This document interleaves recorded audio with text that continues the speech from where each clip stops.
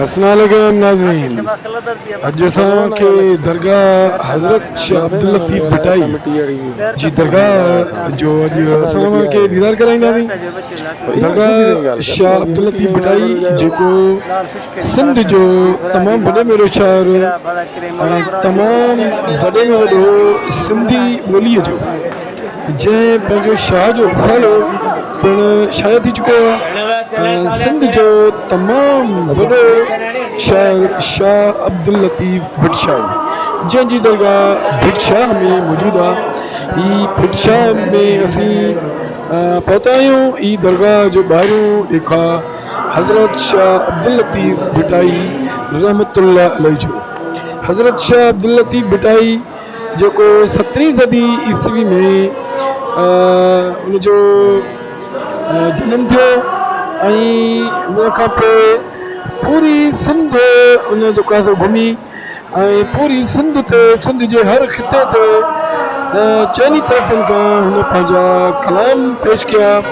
पंहिंजा बेत पेश कया ऐं पोइ अचे ही भिट जी अचे वसाई यानी वारीअ जी भिट जिथे हुन पंहिंजा जेको आहे पोयां ॾींहं उते पूरा कया जिते भटशाह जिते हिन वक़्तु हुनजी दरगाह आहे। दरगाह शाह अब्दुल लतीफ़ भटाई हिते हर रोज़ु हुते हुनजा सूफ़ी कलाम जेके सिंधी सूफ़ी ॻाइणा आहिनि, जेके भटशाह जा कलाम उहे पेश कंदा आहिनि। हर रोज़ु हुनजो विर्द थींदो आहे। सूफ़ी कलाम भटशाह ते हज़रत शाह अब्दुल लतीफ़ भटाई ते हिते कया वेंदा आहिनि। थोरो मंदरु अव्हांखे ॾेखारियूं था।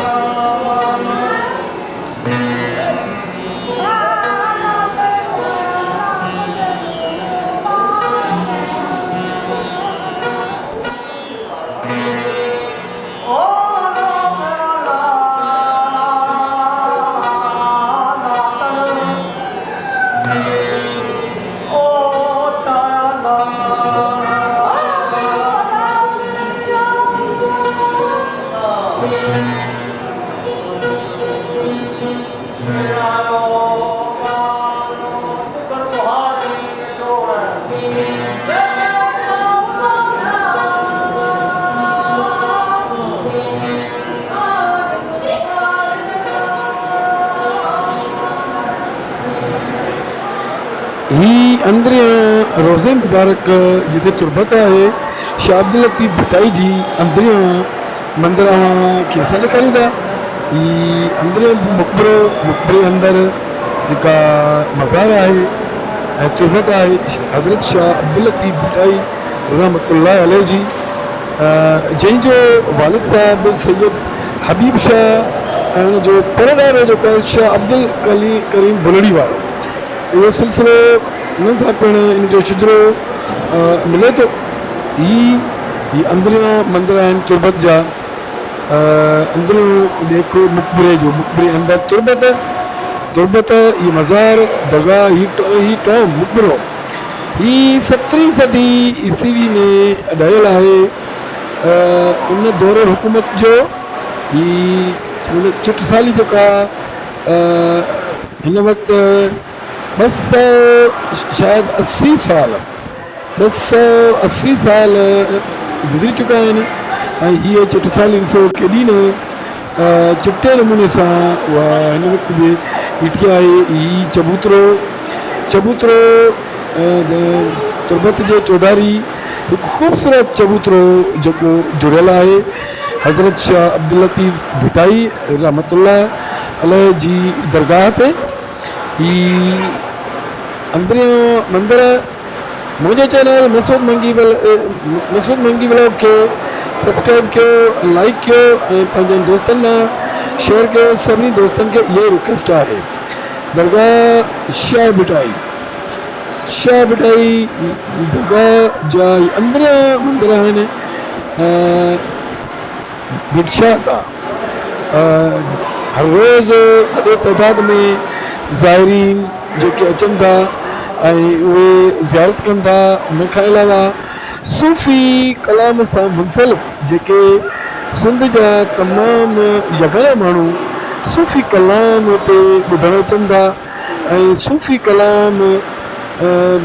हिते पेश कया वञनि था हर रोज़ मंझंदि खां वठी इन जो आगाज़ थींदो आहे सूफ़ी कलामनि जो जेके बिरशाह जी ॿोलीअ में हज़रत शाह अब्दुल लतीफ़ भिटाई जे रिसाले मां मुख़्तलिफ़ सुरनि मां जेके बि सुर आहिनि जेके शाह जे रिसाले में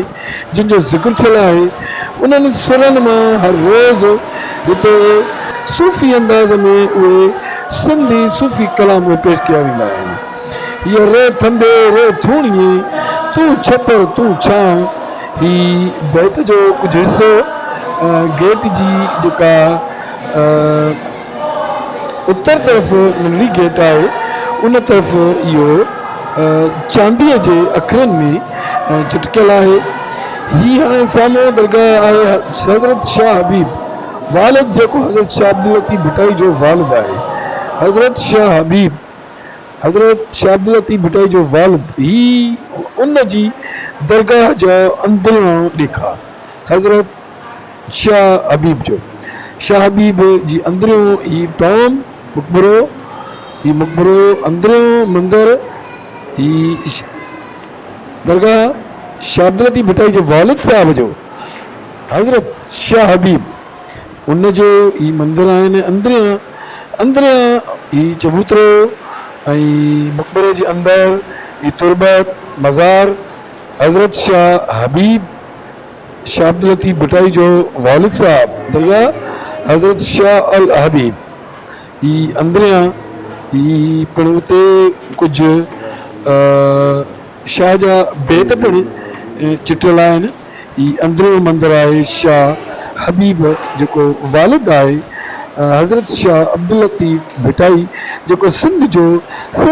ॿोलीअ जो तमामु वॾो शाइर आहे। ही अंदरियां मंदर शाह हबीब जे वालिद हज़रत शाह हबीब उन जा मंदर आहिनि। ही रिकॉर्डिंग जेका आहे मुंहिंजी इहा साल 2002 जी आहे। मां इहो उनखे ॿुधाईंदो आहियां त ही रिकॉर्डिंग साल 2002 जी आहे। ही उते जेको क़ुर शरीफ़ रखियो वियो आहे जेको हथ अखरनि सां लिखियल आहे ऐं ही कलमी क़ुर आहे तमामु पुराणी यानी 200-250 साल पुराणो ही कलमी क़ुर दरगाह ते हिते मौजूदु आहे जेको पिण हिते ज़ाइरीन लाइ ईंदड़ वेंदड़ ॾिसण लाइ हिते उनजी दीदार लाइ रखियो आहे ऐं उनजी पिण हिते माण्हू काफ़ी कलमी क़ुर जी ज़ियारत